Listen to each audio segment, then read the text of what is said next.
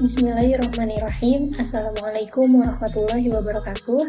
Perkenalkan, saya Vira Faradilah, mahasiswi semester 4 Prodi Ilmu Hadis Institut Darul Quran Jakarta. Di sini saya akan membahas salah satu aplikasi hadis digital, yaitu Ensiklopedia Hadis Kitab 9 Imam. Yang pertama, saya akan membahas sekilas tentang aplikasi ini. Jadi, aplikasi Ensiklopedia Hadis ini merupakan aplikasi dari Li2 dan diproduksi oleh Saltanera pada tahun 2010.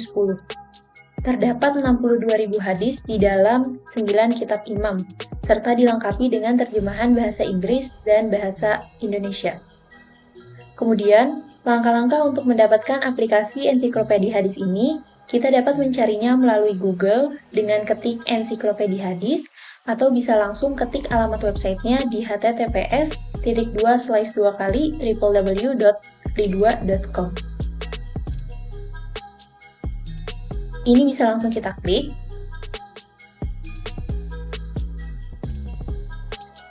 Nah, ini tampilan awal dari halaman website tersebut.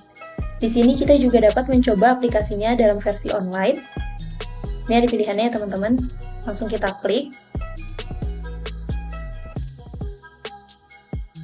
Dan tampilan ini tidak berbeda jauh dengan versi Android-nya.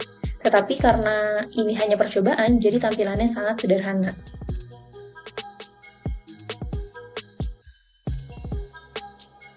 Kemudian kita kembali ke halaman awal, kita klik unduh. Nah, di sini ada 3 pilihan versi sistem operasi. Ada versi iOS, Android, dan Windows. Kita bisa pilih sesuai device masing-masing ya yang kita gunakan, tapi di sini saya pilih Windows.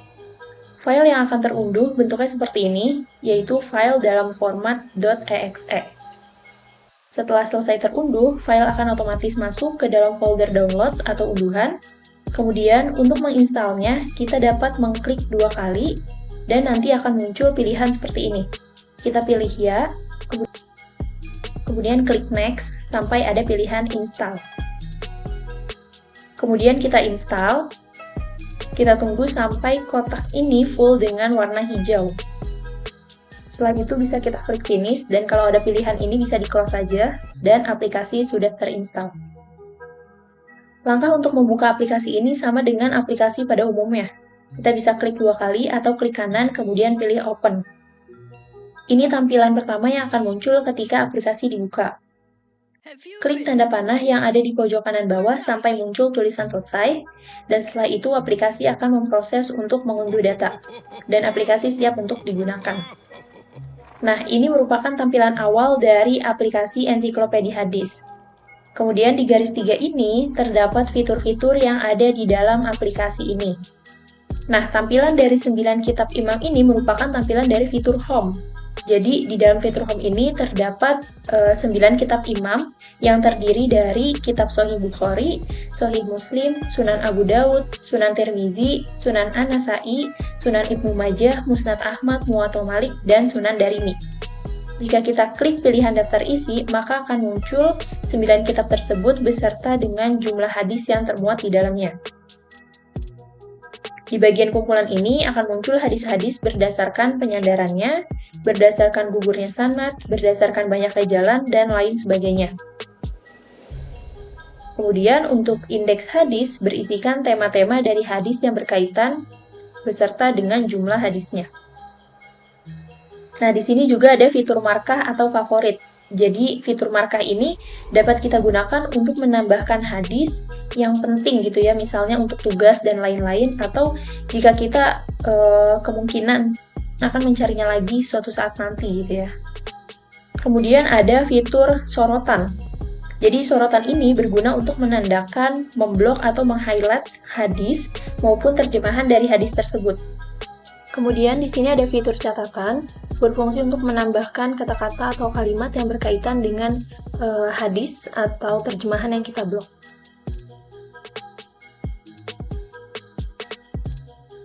Kemudian di sini ada upgrade ke Pro, berisikan keuntungan-keuntungan yang akan kita dapatkan jika kita upgrade aplikasi ini ke Pro. Nah, di sini ada tentang aplikasi, jadi teman-teman bisa melihat informasi mengenai aplikasi ini di sini gitu ya. Di tentang aplikasi bisa klik, kemudian di sini ada sekilas mengenai aplikasi ini. Dan yang terakhir di sini adalah Synchron. Aplikasi ini tersedia dalam dua bahasa, yaitu bahasa Indonesia dan bahasa Inggris. Ini cukup memudahkan kita sebagai pemula atau orang awam yang belum terlalu paham dengan bahasa Arab jika dibandingkan dengan aplikasi hadis lainnya seperti Maktabah Syamilah atau Jawami'ul Kalim. Kemudian yang selanjutnya, cara untuk mencari hadis. Kita klik icon di kanan atas, kemudian kita ketik kata kuncinya. Misal kita akan mencari hadis tentang puasa. Kemudian tinggal klik enter, dan akan muncul seperti ini. Kata kunci yang kita cari itu biasanya di blok atau di highlight menggunakan warna kuning.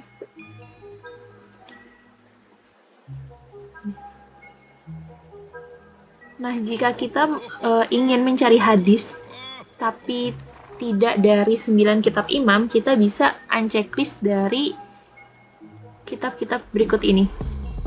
Misal kita hanya ingin mencari dari Sahih Bukhari, Sahih Muslim, Sunan Abu Dawud, Sunan Tirmizi. Berarti yang kitab dari Sunan An-Nasa'i, Sunan Ibnu Majah, Musnad Ahmad, Muwatta Malik, dan Sunan Darimi ini kita unchecklist semua, kemudian kita klik terapkan.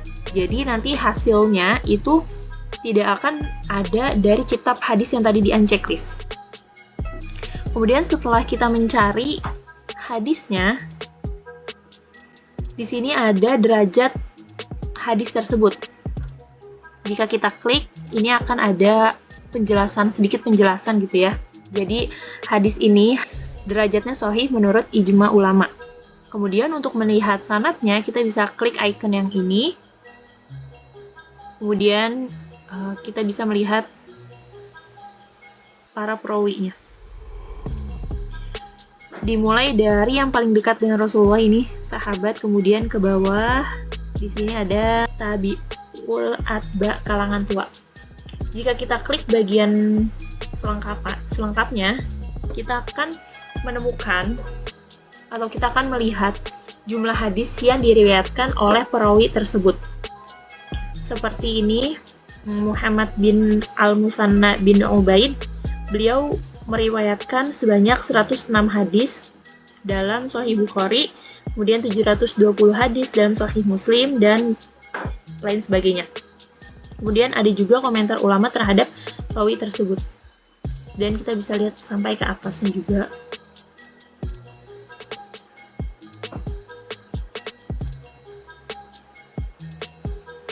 Mengganti tulisan Arabnya, jadi kita bisa ganti font Arabnya menggunakan ini, ada Syekh Razed, ada Latif, Usmani Hafs, Usmani Toha, dan ada Usmani Bob.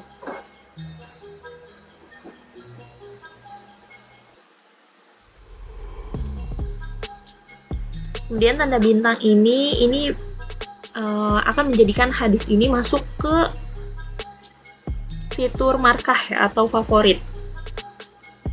Jadi nanti kalau misalnya kita klik markah, ini ada masuk di sini gitu. Nah, jika ingin dihapus, kita tinggal klik icon tempat sampah ini.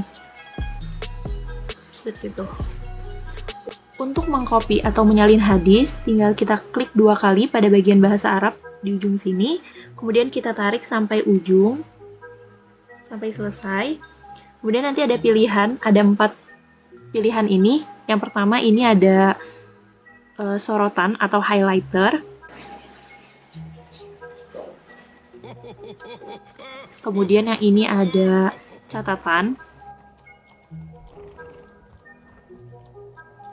Ini bagikan hadis, dan yang ini adalah untuk mengcopy atau menyalin. Nah, kita pilih yang ini. Kemudian nanti tinggal kita salin di Word atau di Notepad. Begitupun dengan terjemahannya gitu ya. Kita klik 2 kali di ujungnya, kemudian tinggal kita tarik sampai ujung.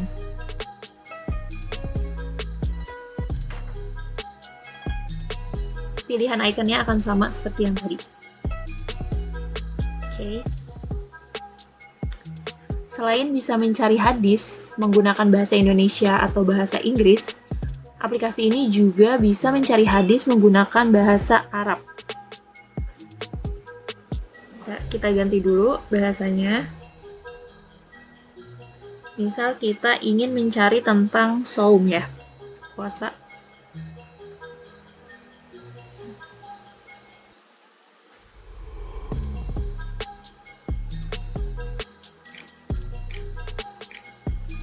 Kemudian tinggal klik enter. Hasilkan seperti ini.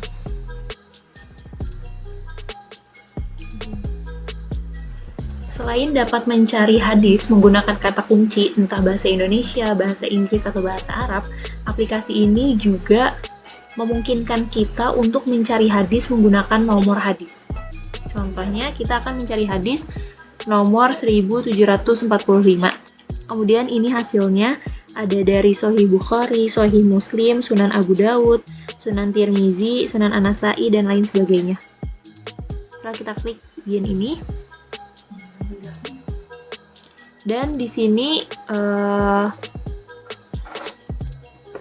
itu ada penjelasan dari setiap hadisnya. Kalau misalnya kita klik tadi di bagiannya ini, Bukhari dan nomornya ini, ada penjelasannya di sini. Jadi di versi Al-Alamiyahnya itu nomor hadis ini 1745. Sedangkan versi Fathul Bari-nya itu nomornya 1878. Dan hadis ini masuk ke dalam kitab Witir, bab bagaimana permulaan turunnya wahyu kepada Rasulullah Shallallahu Alaihi Wasallam. Kemudian sama seperti yang sebelumnya, di sini ada derajat hadis tersebut, kemudian ada sanad dan ada icon untuk memasukkan hadis ini ke dalam favorit atau markah. Nah, di bagian bawahnya ini ada hadis-hadis terkait dengan hadis tersebut, yaitu hadis tentang bagaimana permulaan turunnya wahyu kepada Rasulullah Shallallahu Alaihi Wasallam. Jadi, jika kita klik hadis ini, itu akan muncul hadis tentang bab yang sama gitu ya, tentang bagaimana permulaan turunnya wahyu kepada Rasulullah Shallallahu Alaihi Wasallam. Sekian dari saya, semoga bermanfaat. Wassalamualaikum warahmatullahi wabarakatuh.